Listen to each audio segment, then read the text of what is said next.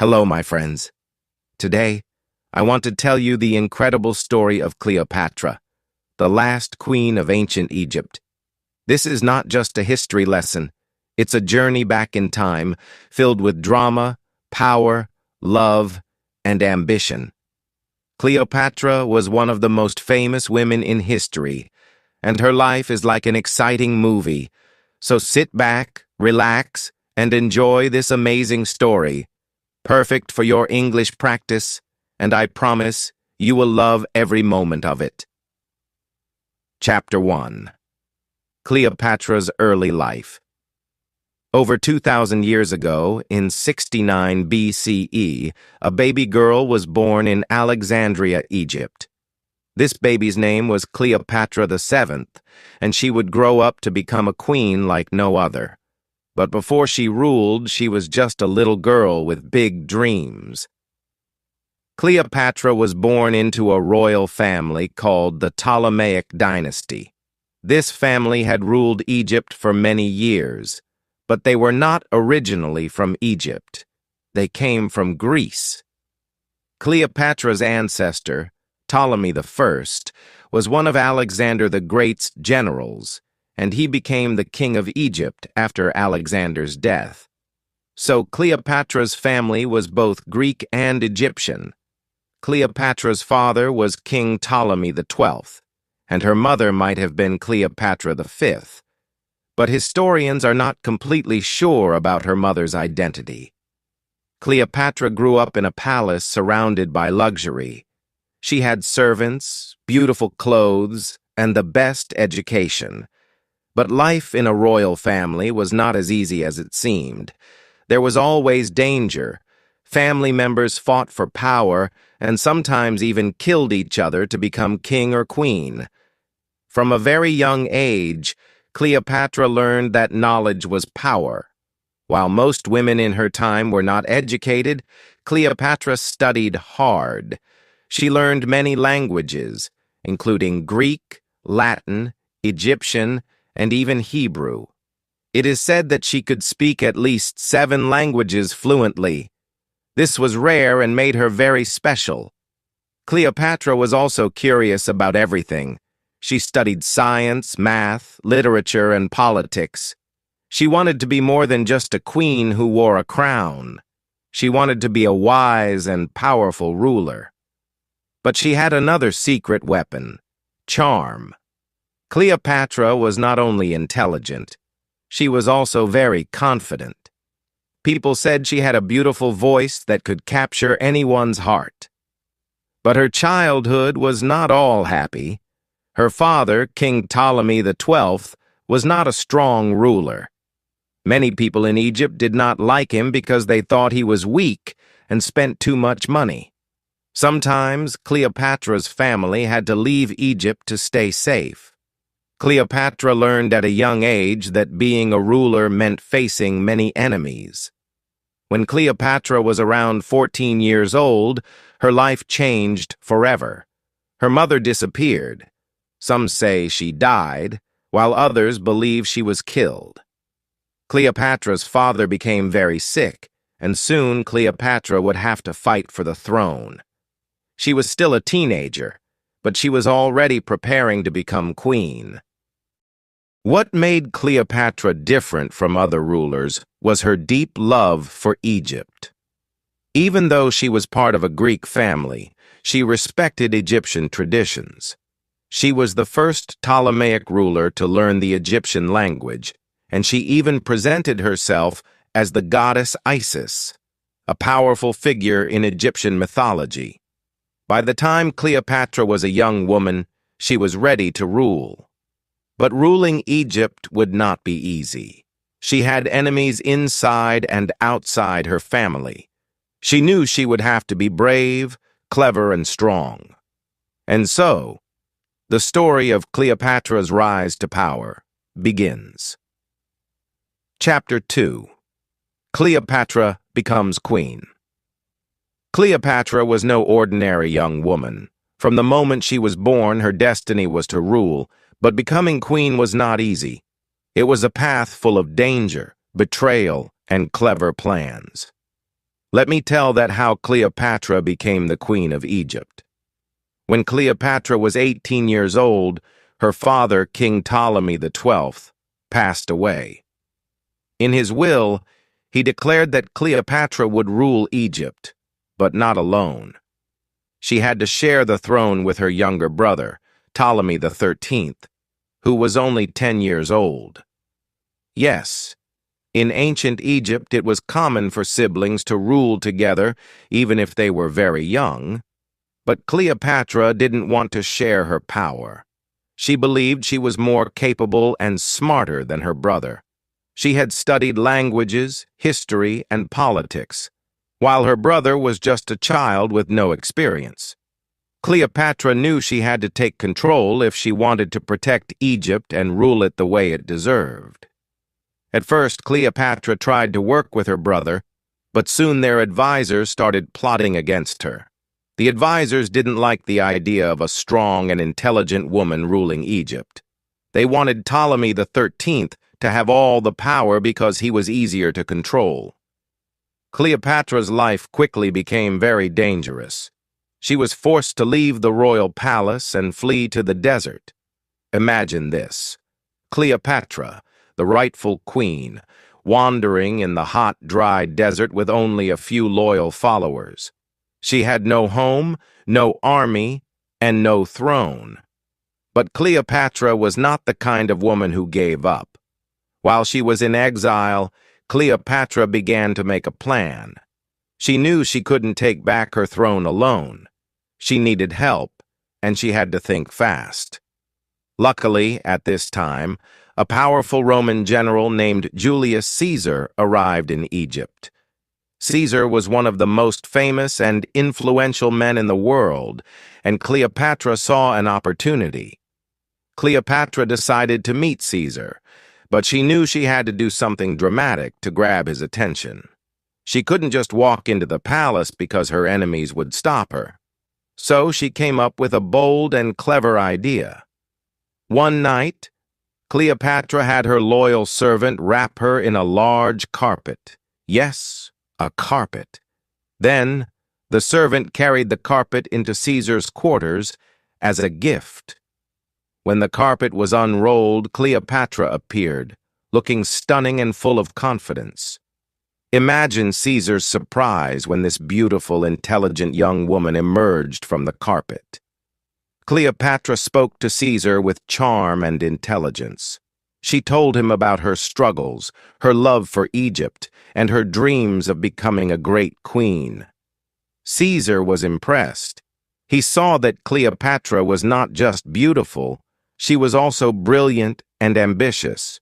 Caesar agreed to help Cleopatra regain her throne. Together, they planned a way to defeat Ptolemy XIII and his advisors. Cleopatra's enemies didn't stand a chance against the combined forces of Cleopatra and Caesar. After a fierce battle, Ptolemy XIII was defeated, and Cleopatra was restored as the Queen of Egypt. But Cleopatra wasn't just satisfied with regaining her throne. She wanted Egypt to become powerful and respected again. She started working closely with Caesar to strengthen her country. She introduced new policies, improved trade, and even built a strong relationship between Egypt and Rome. Chapter 3. Cleopatra and Julius Caesar. Cleopatra was now the Queen of Egypt, but her life was far from peaceful. She had won her throne back with the help of Julius Caesar, one of the most powerful men in Rome. But their story wasn't just about politics. It was also about love, ambition, and danger. After Cleopatra defeated her brother, Ptolemy XIII, with Caesar's help, she became the most powerful person in Egypt. But she didn't want to just rule Egypt. She wanted to make her country strong and respected across the world. She knew that having Caesar by her side could help her achieve her dreams. Cleopatra and Caesar spent a lot of time together after the battle. Cleopatra admired Caesar's strength, intelligence, and ability to lead armies. Caesar admired Cleopatra's beauty, charm, and clever mind. Even though Caesar was much older than Cleopatra, he was around 52 years old while Cleopatra was only 21, their connection was strong. Cleopatra invited Caesar to stay in Egypt, and he agreed. Together they explored the beautiful city of Alexandria, sailed along the Nile River, and talked about their plans for the future. Cleopatra showed Caesar the rich culture and history of Egypt, and Caesar was impressed. He saw that Egypt was not just a land of deserts and pyramids, it was a powerful and wealthy country with great potential. During this time, Cleopatra became pregnant.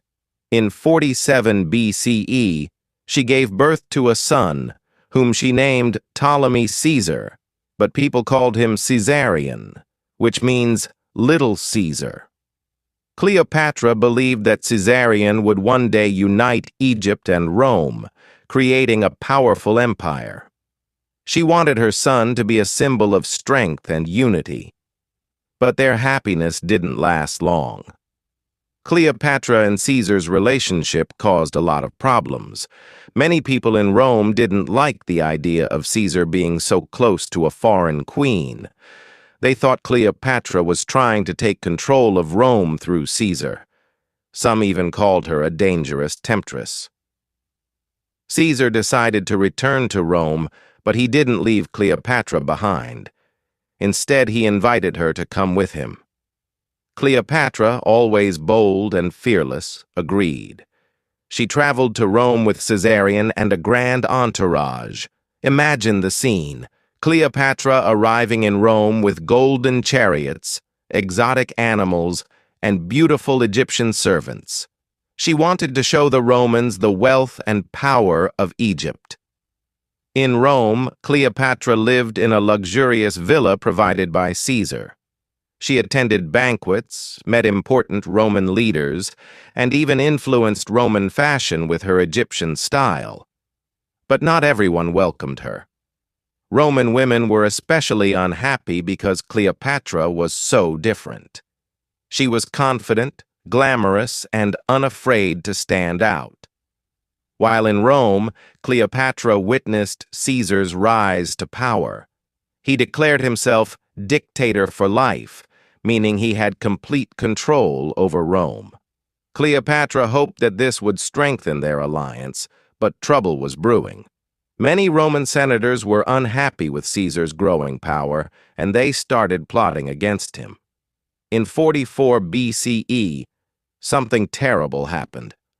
Julius Caesar was assassinated by a group of senators who feared he was becoming too powerful. They stabbed him in the Roman Senate, and his death shocked the world. Cleopatra was devastated. She had lost her greatest ally and the father of her son. Cleopatra knew that her life was in danger. Without Caesar, she had no protection in Rome. Many people saw her as a threat, and she had to act quickly. She gathered her servants, her son, and all her treasures, and fled back to Egypt. Back in Egypt, Cleopatra was determined to stay strong. She mourned Caesar's death, but didn't let it stop her. She continued to rule Egypt with wisdom and courage. She strengthened her army, improved the economy, and prepared for whatever challenges would come next. Cleopatra also made sure to protect her son, Caesarion. She wanted him to grow up as a strong leader who could one day fulfill her dream of uniting Egypt and Rome. She taught him about politics, strategy, and the responsibilities of being a ruler. But Cleopatra knew that Egypt was still in a dangerous position. Rome was the most powerful empire in the world, and Egypt needed a strong ally. Cleopatra began to look for new ways to protect her country and her throne. This chapter of Cleopatra's life was filled with love, loss, and survival. She had faced one of the greatest tragedies of her life, but refused to give up. Chapter 4. Cleopatra and Mark Antony. Cleopatra's life took another exciting and dramatic turn after Julius Caesar's death. This chapter is about Cleopatra's meeting with Mark Antony, one of the most powerful leaders in Rome, and how their story became one of the most famous love stories in history. After Julius Caesar died, Rome was in chaos. Many powerful men were fighting to take control of the empire. Among them were Mark Antony, Octavian, Caesar's adopted son, and Lepidus. Together they formed the Second Triumvirate to rule Rome, but it was clear they didn't trust each other. Mark Antony was a brave soldier and a skilled leader. He was strong, handsome, and very confident. He was also charming, and people admired him. Mark Antony had heard about Cleopatra, the beautiful and intelligent queen of Egypt, but they had never met. At this time, Mark Antony wanted Egypt's support because Egypt was a rich and powerful country. Cleopatra, on the other hand, wanted to protect Egypt from Rome's growing power. She knew that building a strong alliance with Mark Antony could help her achieve that. One day, Mark Antony sent a message to Cleopatra. He wanted her to meet him in Tarsus, a city in modern-day Turkey, to discuss their alliance. Cleopatra knew this was her chance to impress Antony, and she planned something unforgettable. When Cleopatra arrived in Tarsus, she didn't just come as an ordinary queen. She made a grand entrance that would leave everyone speechless.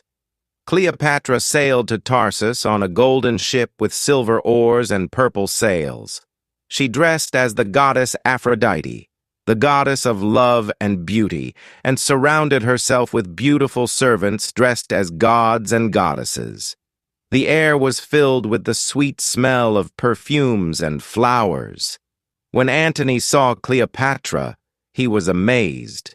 He had never seen anyone like her. She was confident, intelligent, and beautiful. Cleopatra spoke to Antony with charm and wit, and he couldn't take his eyes off her. That meeting was the beginning of their powerful and passionate relationship. Cleopatra invited Antony to come to Egypt, and he accepted. In Alexandria, they spent time together, enjoying lavish banquets, parties, and games. Cleopatra showed Antony the beauty of Egypt and its rich culture. They laughed, shared stories, and made plans for the future. Antony fell deeply in love with Cleopatra, and she fell in love with him too. Together, they dreamed of creating a great empire that would rule both Rome and Egypt. Cleopatra believed that with Antony by her side, she could protect Egypt and make it more powerful than ever. But their relationship wasn't just about love. It was also about politics. Antony needed Cleopatra's wealth and resources to support his military campaigns, and Cleopatra needed Antony's power to protect Egypt. They both knew that they were stronger together. Cleopatra and Antony's love grew stronger, and they even had 3 children together: a son named Alexander Helios, a daughter named Cleopatra Selene, and another son named Ptolemy Philadelphus. Cleopatra was proud of her family and believed her children would one day rule a great empire. However, not everyone was happy about their relationship. In Rome, Antony's alliance with Cleopatra made many people angry, especially Octavian. Octavian saw Cleopatra as a threat and accused her of trying to take control of Rome. He began spreading rumors that Cleopatra had bewitched Antony with her beauty and charms.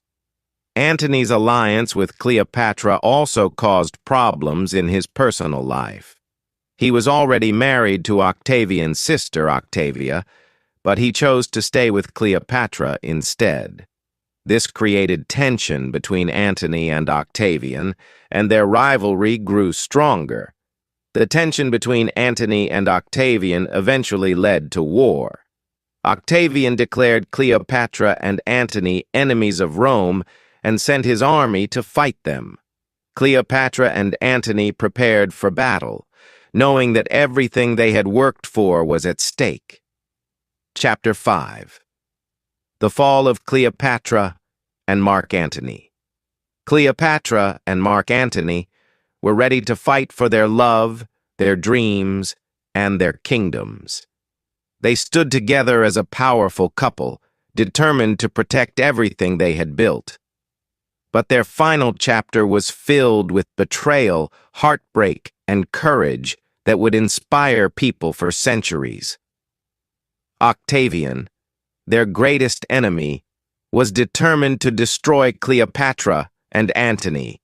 He wanted to take control of Egypt and stop Antony from gaining more power. Octavian's army was strong, disciplined, and well prepared for war. Cleopatra and Antony, however, were not going to give up without a fight. They decided to face Octavian in a great naval battle. This battle, known as the Battle of Actium, took place in 31 BCE near the coast of Greece. Cleopatra brought her fleet of Egyptian ships, and Antony brought his Roman forces. Together, they believed they could win. The day of the battle arrived, and the sea was filled with ships, soldiers, and weapons. Cleopatra and Antony fought bravely, but Octavian's army was too strong. During the battle, something unexpected happened. Cleopatra's ship suddenly turned and sailed away. Many believe that Cleopatra retreated to protect her fleet and herself, but Antony misunderstood her actions. He thought Cleopatra had betrayed him. Feeling heartbroken and confused, Antony's forces began to fall apart. Octavian's army defeated them, and Antony was left devastated. He returned to Egypt to find Cleopatra, desperate for answers. When they met, Cleopatra explained her actions. She told Antony she had not betrayed him. She had only wanted to save their lives. Antony believed her, and their love remained strong. But they knew their enemies were closing in. Octavian's army followed them to Egypt. Cleopatra and Antony tried to defend Alexandria, but they were outnumbered. They realized they couldn't win this war, but they were determined to stay together until the end. Antony fought bravely in one last battle, but his army was defeated. Heartbroken and believing Cleopatra was dead, Antony fell on his sword. As he lay dying, news came that Cleopatra was still alive. His servants carried him to Cleopatra's hiding place, and the two lovers shared their final moments together. Antony died in Cleopatra's arms, leaving her alone to face her enemies. Cleopatra knew that Octavian would soon capture her. She refused to let him parade her through Rome as a prisoner, showing her as a defeated queen. Cleopatra was a woman of pride and dignity. She decided to take control of her fate. In her final moments, Cleopatra dressed in her royal robes and crown. She surrounded herself with treasures and symbols of her reign. According to legend, she arranged for a poisonous snake, called an asp, to be brought to her. She allowed the snake to bite her, ending her life on her own terms. When Octavian arrived, he found Cleopatra dead, lying peacefully in her royal chamber. He was shocked, but also impressed by her courage. Cleopatra's death marked the end of the Egyptian kingdom. Octavian took control of Egypt, and it became part of the Roman Empire. But Cleopatra's story didn't end there. Her life and her love with Antony became legendary. People admired her for her intelligence, bravery, and determination.